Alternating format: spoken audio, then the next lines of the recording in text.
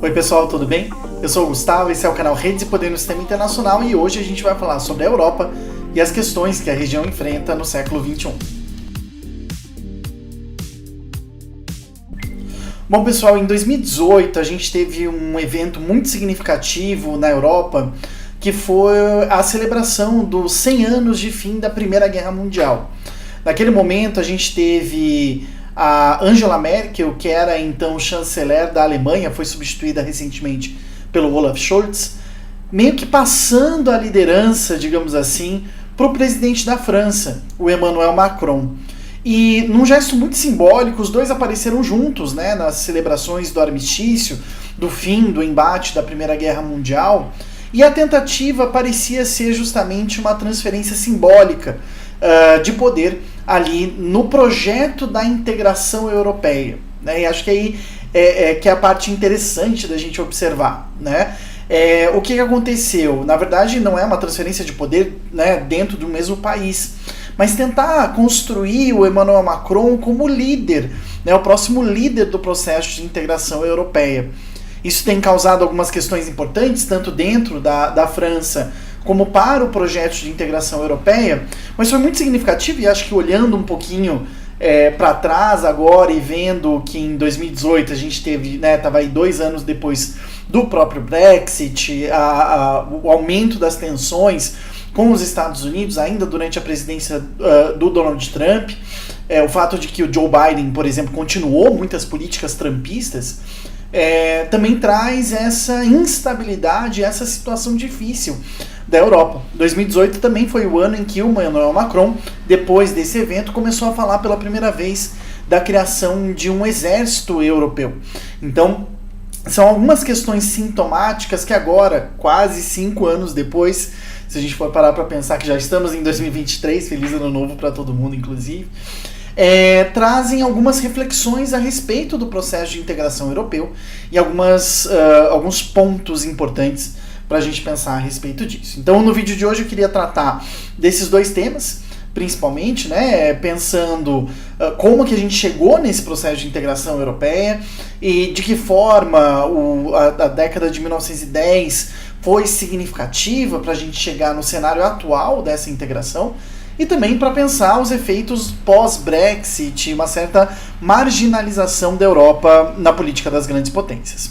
Bom, acho que como todos os vídeos em que a gente faz sobre regiões do mundo aqui no canal, é importante a gente lembrar que quando a gente fala de Europa, a gente está falando de muito mais do que apenas União Europeia, né? Inclusive, há países como a Turquia, a Rússia, que não são considerados ocidentais, mas que têm parcelas significativas do seu território, sobretudo no caso da Rússia, no continente europeu, fisicamente consolidados ali na região. E essa ideia de europeísmo, né, ela está muito marcada, a ligação com a União Europeia. Pessoas um pouco mais jovens, né, jovens há um pouco mais de tempo como eu, vão lembrar lá nos anos 2000, né, a criação do euro, o desenvolvimento do projeto de integração econômica e a discussão sobre as 4 liberdades do processo de integração interna da União Europeia. Seriam 4 principais pilares que levariam de uma forma ou de outra a possibilidade da Europa não enfrentar mais uma guerra entre potências europeias. E acho que esse é um aspecto muito importante para a gente refletir um pouquinho no final sobre a situação atual da Europa.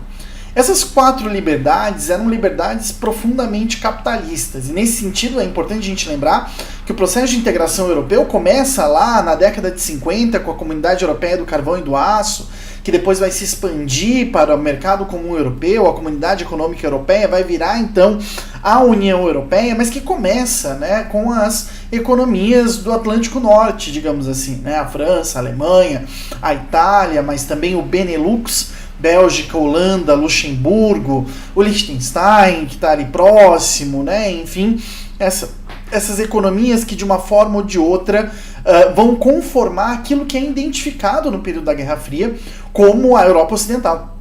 Até inclusive nos processos de expansão da União Europeia, havia uma discussão importante sobre se outros países eram de fato europeus. como Portugal e Espanha, que tinham passado aí por décadas de ditaduras fascistas, mesmo depois da Segunda Guerra Mundial. Tem uma série da Netflix muito boa chamada Glória, que demonstra um pouco dessa desconfiança entre fascistas europeus e ocidentais, entre aspas, sobretudo com a presença de norte-americanos. Fica a dica dessa série para vocês. Essas 4 liberdades desenvolvidas inicialmente nesses países e que depois se expandiram para outras regiões, né, para outros momentos e outros países ali do continente europeu, são basicamente, como eu disse, liberdades ligadas ao mercado de trabalho ou ao mercado de consumo, né?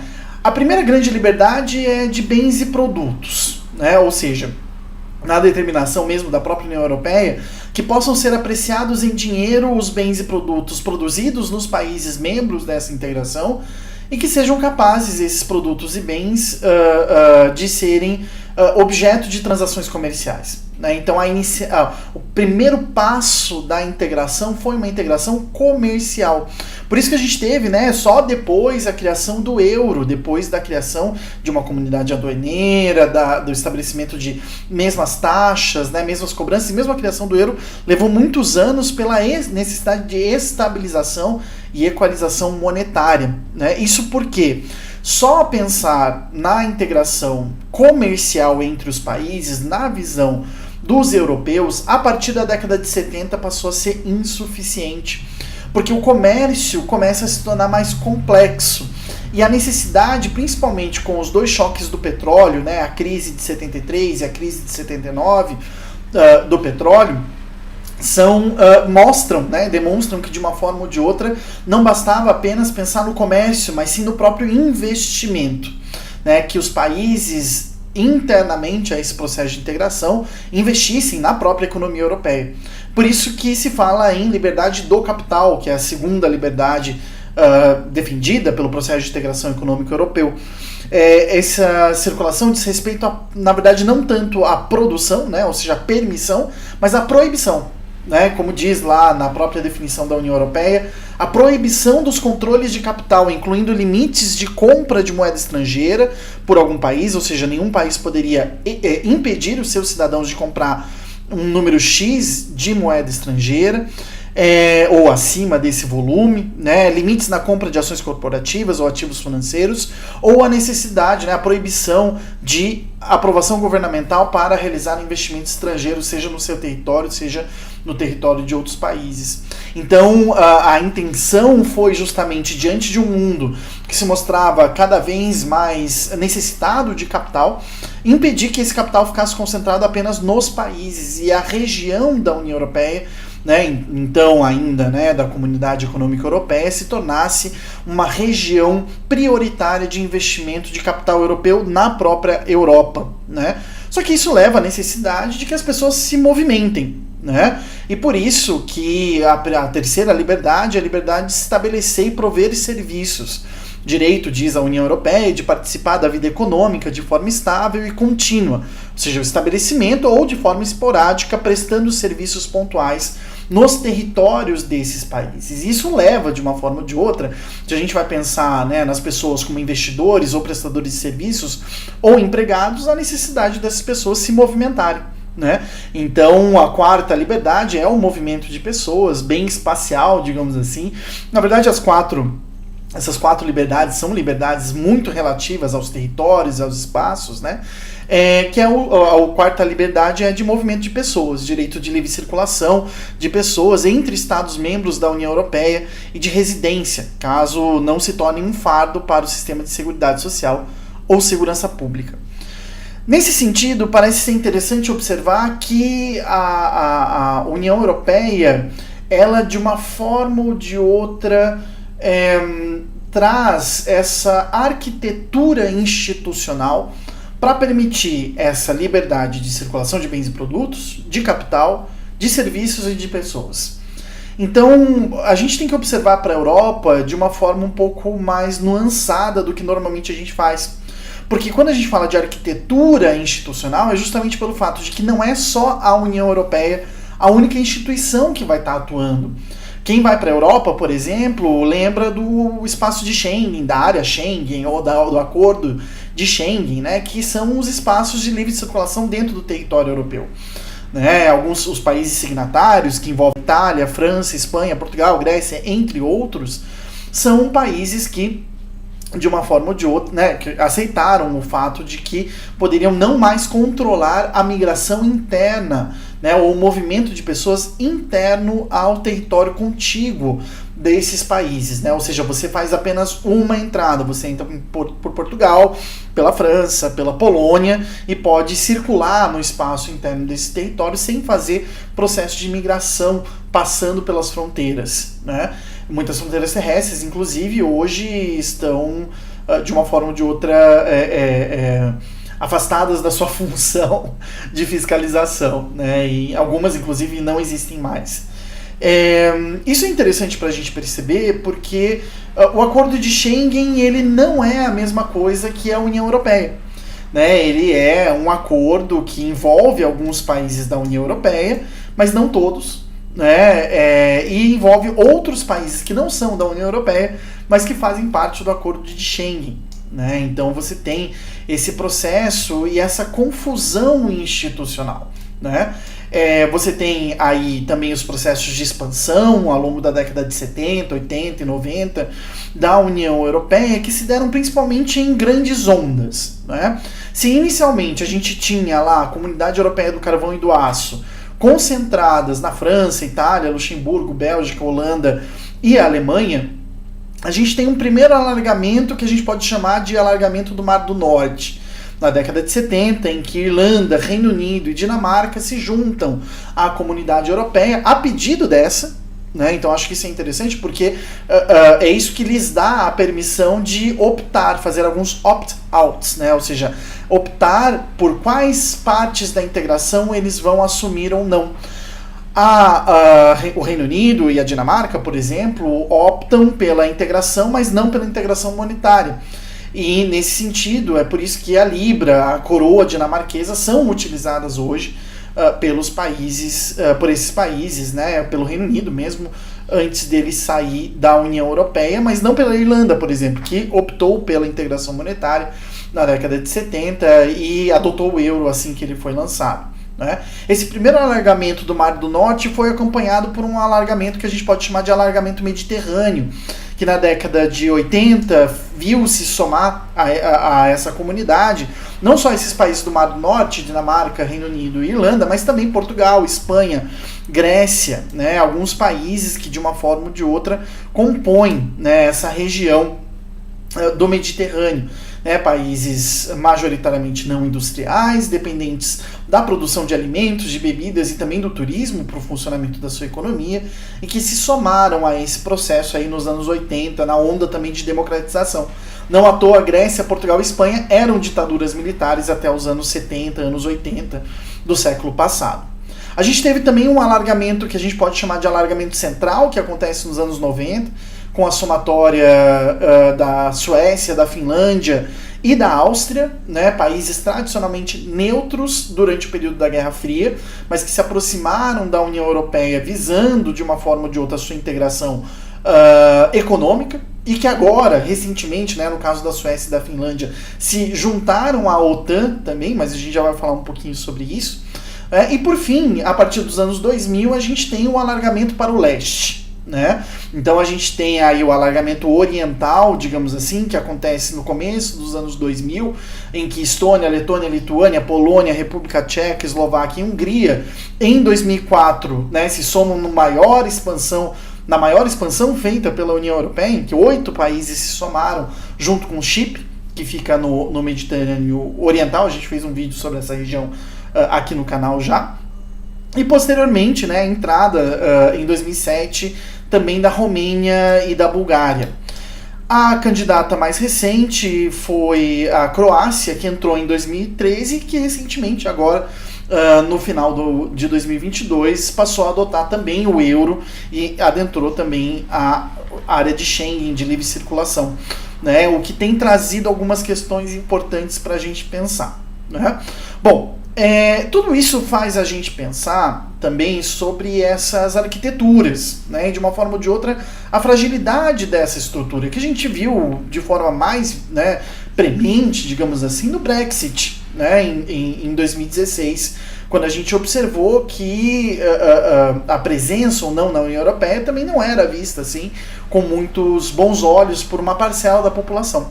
Claro, a gente tem que observar que hoje em dia, por exemplo, várias pesquisas mostram que lá no Reino Unido muita gente se arrependeu do Brexit, né? Mas isso levanta algumas questões importantes, como a eterna candidatura da Turquia, que está congelada mais recentemente, os processos acelerados de membresia, no caso da Ucrânia e da Moldávia, principalmente em razão da guerra que começou no ano passado, mas também em alguns países que apresentaram candidatura e que estão aí, né, com alguma dificuldade para sua inserção, como a Bósnia e a Herzegovina e a Geórgia, né?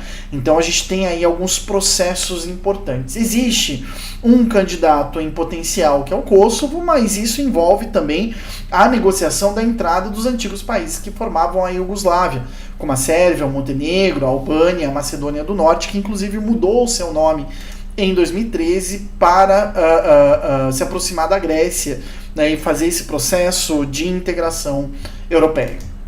Bom, isso nos leva a pensar o processo de institucionalidade e o fato de que na Europa você tem inúmeras instituições que vão ter papéis e funções diferentes nesse processo de integração.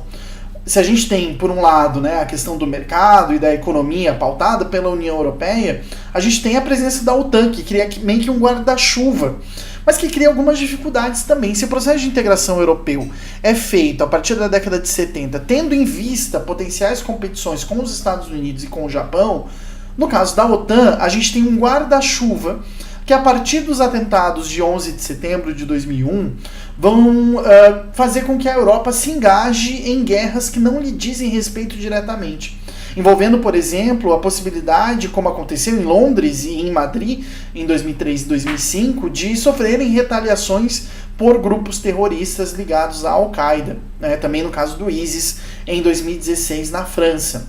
Esse processo mostra como a gente tem uma confusão dentro desse processo, em que diferentes instituições estão atuando nesse processo de integração, mas não têm as mesmas responsabilidades.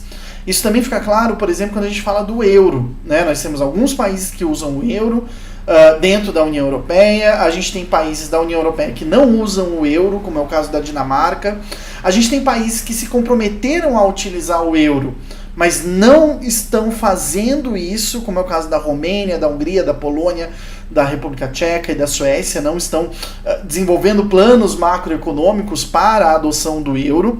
Mas a gente tem também países que não fazem parte da União Europeia, têm a sua candidatura aí meio questionada dentro do bloco, mas que usam o euro como moeda oficial, que é o caso do Montenegro e do Kosovo, por exemplo. Isso traz mais confusões dentro desse processo. Qual que é a grande questão? Diante do século XXI, a Europa está enfrentando alguns problemas bem significativos diante dessa dessa quantidade grande de instituições responsáveis por processos diferentes, mas também pelo engajamento que essas instituições causam, no caso da Europa, com relação ao resto do mundo. Como eu falei lá no comecinho do vídeo, e eu quero terminar com essa argumentação, a gente viu que o Macron começou a falar lá em 2018, 2019, mais ou menos, sobre a criação de um exército europeu. E a guerra na Ucrânia, em 2022, né, no ano passado, trouxe à tona essa questão da segurança e da autonomia europeia, de uma forma ou de outra, de maneira mais relevante para essa discussão. Porque se viu que o envolvimento direto com os Estados Unidos poderia trazer dificuldades e problemas para a execução dessa autonomia estratégica europeia diante, né, de um jogo que está sendo jogado, né, de uma forma ou de outra por outras potências. Então, se a gente tem aí no século XX, né, no século XXI, perdão, nos anos 2000, 2010, 2020, a absorção por parte do processo de integração europeia de áreas marginalizadas da Europa, agora a gente pode pensar se a Europa, como península da Eurásia, digamos assim, também não se encontra hoje em dia num processo de marginalização, se tornando cada vez mais refém de opções feitas por outras potências.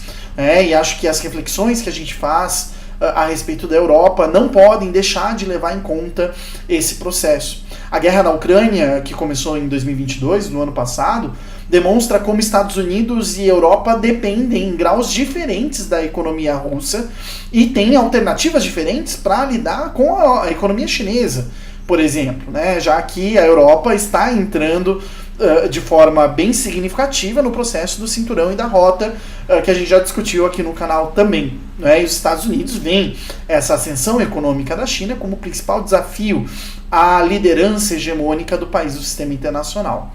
Então a gente tem que observar essas recentes mobilizações e principalmente, mais recentemente, a discussão no entorno da Bósnia e Herzegovina, né, que é observadamente como um conflito por procuração. A gente não tem uma guerra acontecendo lá ainda, mas a gente tem um lado sérvio ligado mais à Rússia, um lado bósnio ligado mais à Turquia, né, que estão se desencontrando em uma série de questões e que isso aponta, né, para a insuficiência, a incapacidade daquelas liberdades de mercado de serem a única função da União Europeia e a necessidade talvez de buscar uma identidade europeia, alguma coisa assim. Tá bom, gente? Acho que são alguns pontos importantes, já que a gente está fazendo, né, agora no começo do ano eu vou fazer alguns vídeos sobre regiões do mundo, um pouco de história política exterior do Brasil, e a gente vai conversando. Se você tiver alguma dúvida, consideração, comentário, coloca aqui embaixo, a gente demora para responder, mas um dia a gente responde, tá bom? Um abraço e até depois.